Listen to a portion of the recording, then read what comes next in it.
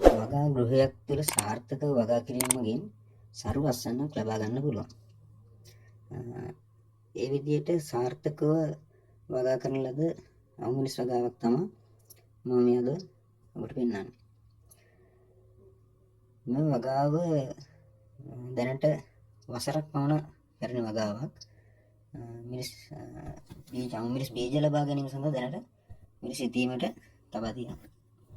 මෙහිදී මේ වගාව සඳහා වගා මළු භාවිත කරලා නැහැ. ආරක්ෂිත ගෘහයක් තුල වගා කරාට අපි පොළව සකස් කිරීමේදී කොම්පෝස්ට් පොළව සකස් කර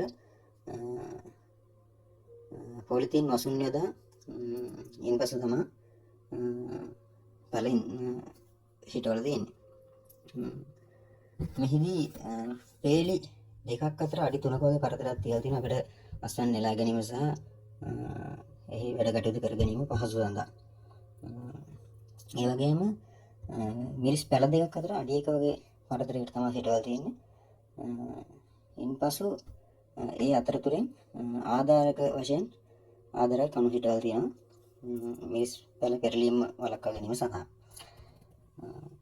එතකොට සාමාන්‍ය මේ වගා ගෘහය තුළ සාදා ගැනීම වගේ හොඳ සරු සාරත් විදිහට භෝගය හොඳින් වැඩෙනවා. සාමාන්‍යයෙන් මෙම වගාව දැනට අඩි 5ක් පමණ ඔසට වැඩුණු හොඳින් වැඩෙන මිරිස් වගාවක්. එතකොට සාමාන්‍යයෙන් අඩි 5මාරක් කර වැඩලා තියෙන හොඳට. මේ වගාව සාර්ථකත්වයේ වැඩි වෙන්න හේතුව තමයි වගා ගෘහය තුළ භෝගය ආරක්ෂිතයි. එළියෙන් වගා කරන වගාවකට වඩා සාමාන්‍යයෙන් අස්වැන්න 5-6 ගුණයකින් වැඩි.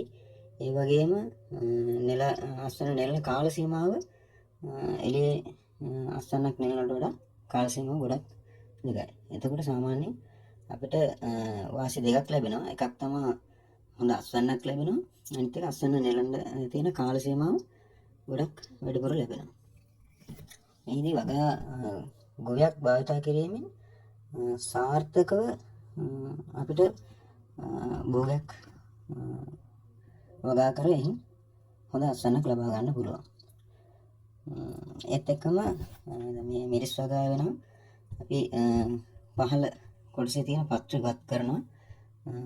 ශාකේ නිරෝගීව තබා ගැනීමට සහ පරිබෝධ හානිය අඩු කර ගැනීමට වගේම ඵලදාව වැඩි කර ගැනීම සඳහා.